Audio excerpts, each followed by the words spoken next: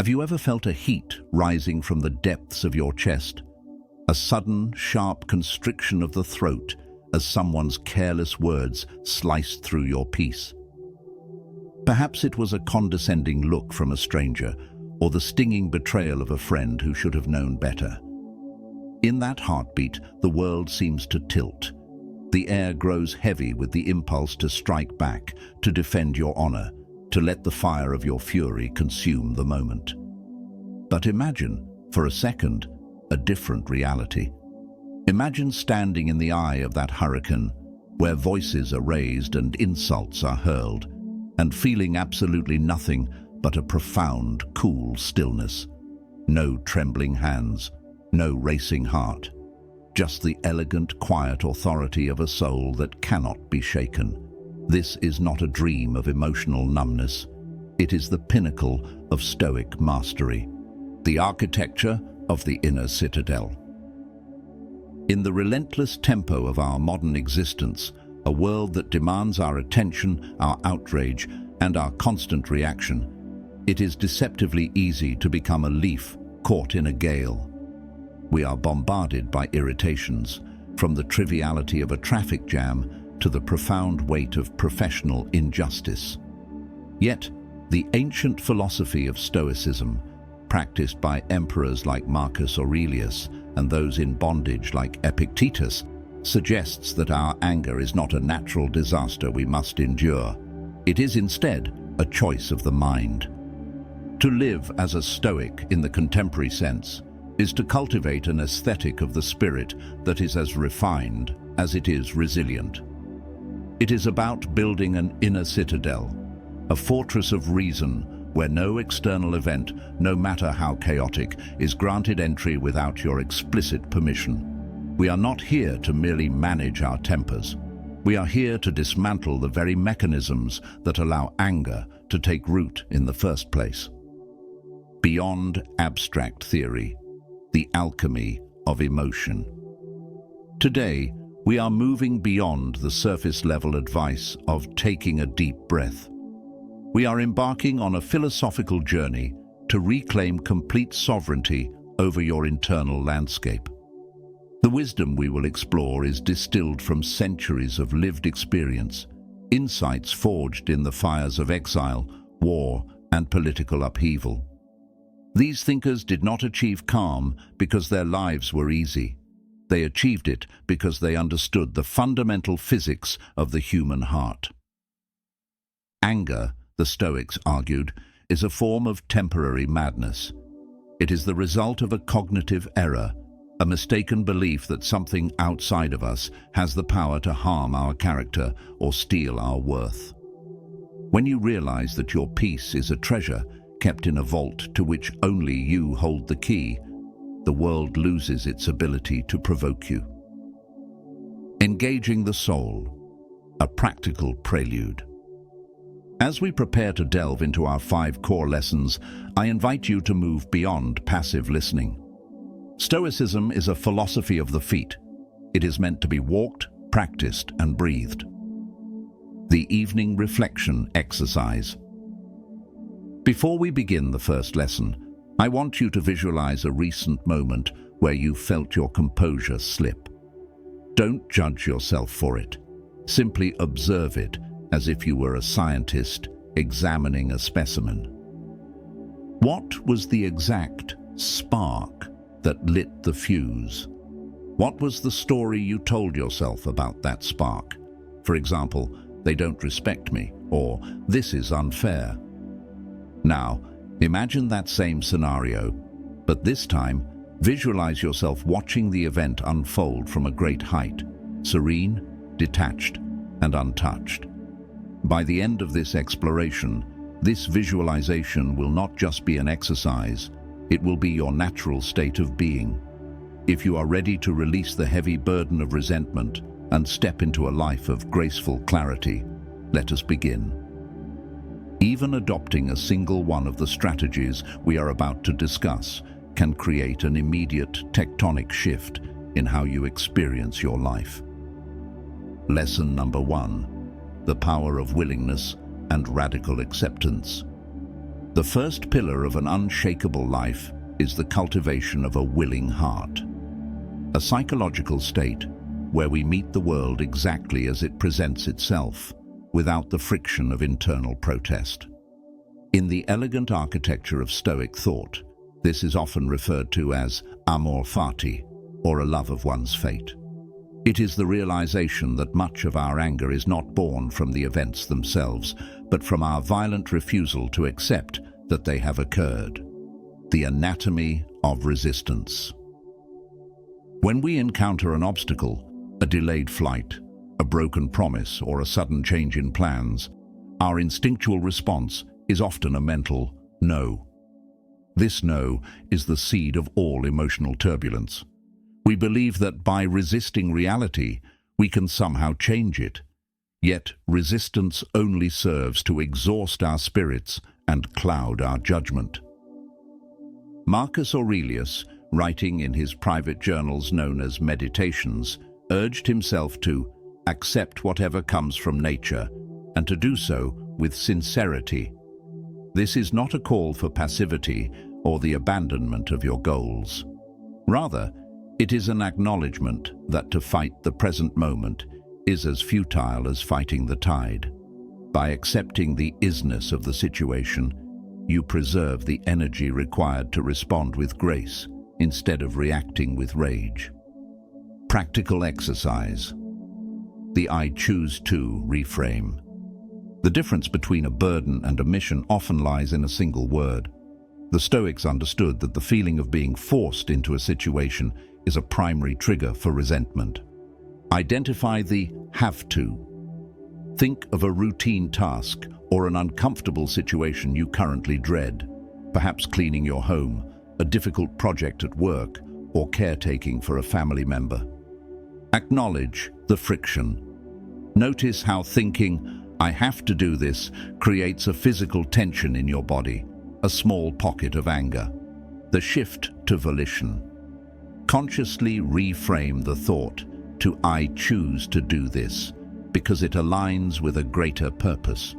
Even the most repetitive work becomes lighter when it is viewed as a voluntary expression of your values rather than a chore imposed by the universe. Flowing with the current. Epictetus taught that we should not demand that events unfold according to our imagination, but rather welcome them as they come. When you adopt this mindset, your path becomes smooth because you are no longer swimming against the current of life. Consider a moment of modern frustration, being trapped in heavy traffic. If your mind is filled with complaints about the infrastructure or the incompetence of other drivers, every second becomes an unbearable weight. However, if you welcome the delay as an unexpected pocket of time, a chance to reflect in silence or listen to a philosophical discourse, the stress dissolves. You have not changed the traffic, but you have reclaimed the authority over your inner world. Lesson number 2. The liberation of suspending judgment. Once we begin to accept the world as it is, we must confront the primary tool our mind uses to disturb our peace, the habit of judgment. We are constant, often unconscious, architects of mental verdicts. We label people as annoying, untrustworthy, or incompetent within seconds of meeting them.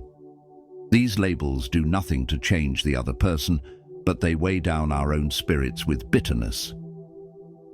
The meaning we assign.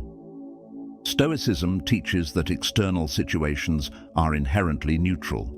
It is the meaning we assign to them that stirs our emotions. Anger is rarely a response to a fact. It is a response to an interpretation of a fact. If a colleague arrives late to a meeting, the fact is their absence at a specific time. Your judgment might be that they are lazy or disrespectful, which triggers your anger. But if you discover they were assisting an ill parent, your interpretation softens instantly. The fact, the lateness, has not changed, but your internal state has shifted because you changed the story you told yourself. The mirror of humanity. To release judgment is to embrace a deep sense of shared humanity. Most people are not acting out of a desire to be evil. They are shaped by their own fears, pressures, and hardships. When someone snaps at you or fails to follow through, they are often reacting to their own internal storms. Recall a time when you yourself were less than perfect. Perhaps you were overwhelmed and spoke sharply to a loved one. You would want them to understand the stress you were under rather than labeling you as a bad person. Stoicism asks you to extend this same grace to others. As Marcus Aurelius wrote, you always retain the ability to have no opinion. You can recognize a poor choice without handing over your emotional balance to it. Practical exercise, the perspective pivot. The next time you find yourself forming a harsh opinion of someone, try this 3-step exercise. The utility check. Ask yourself, is this conclusion useful? Does holding this grudge improve my life or my character? The counter-narrative.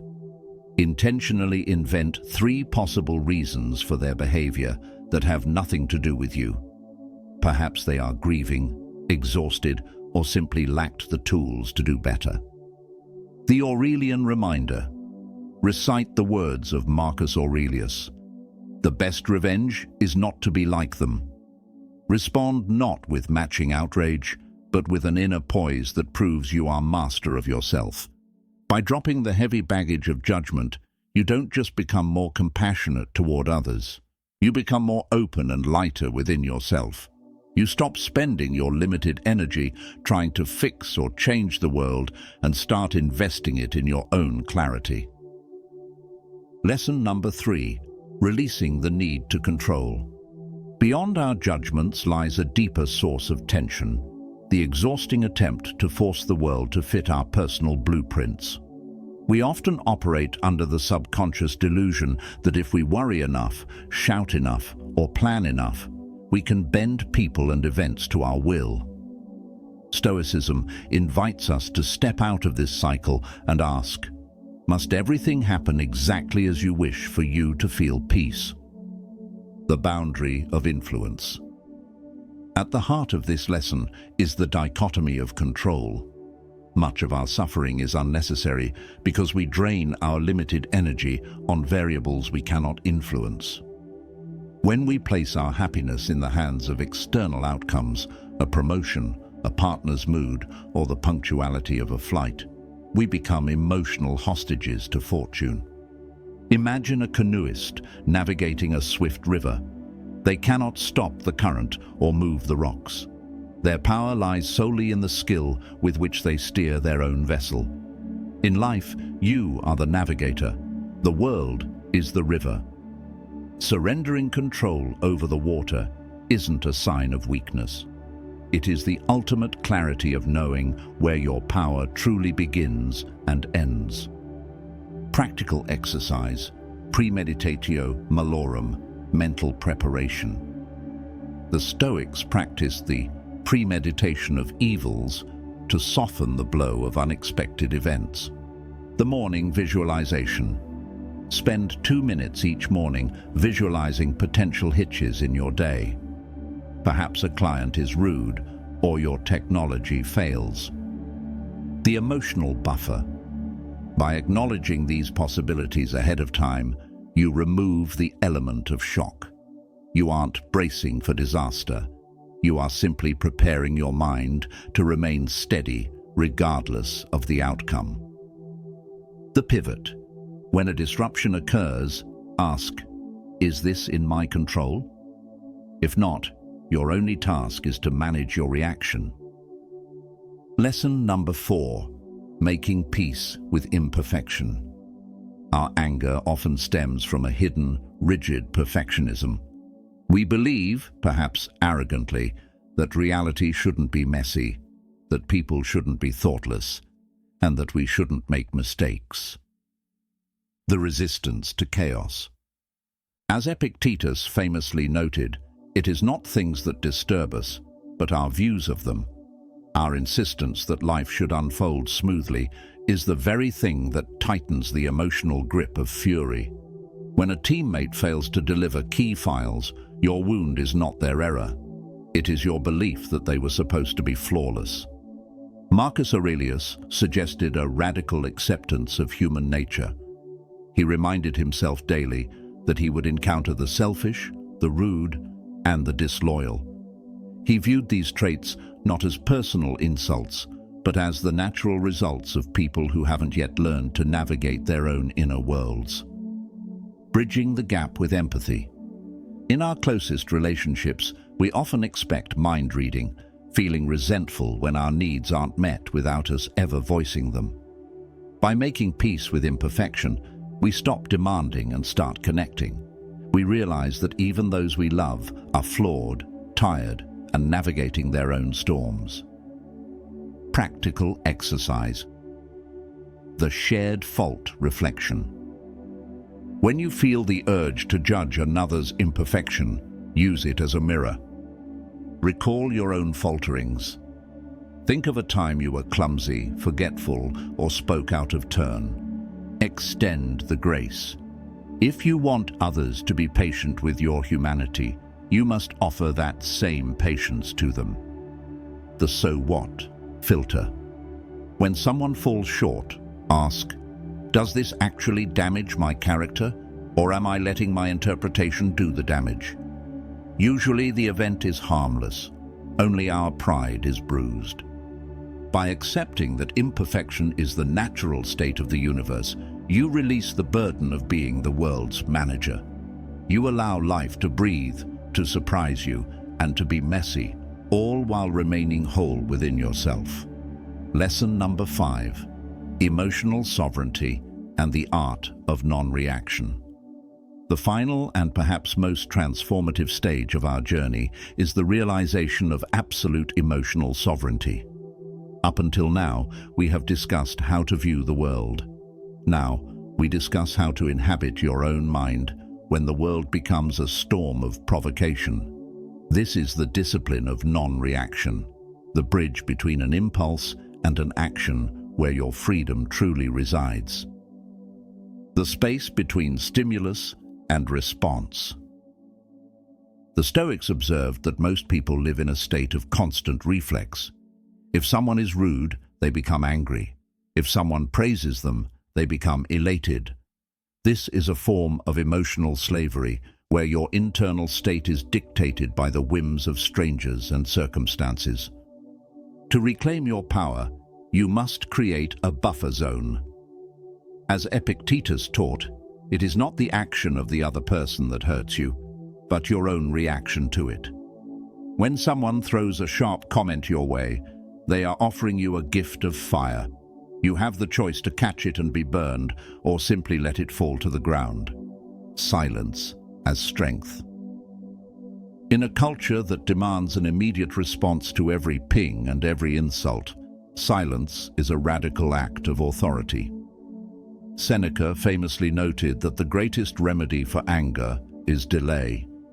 Giving yourself an hour or even a day before responding to a heated email or a cutting remark allows the temporary madness of anger to subside, making room for the cool clarity of reason. Practical exercise, the Stoic pause, and journaling.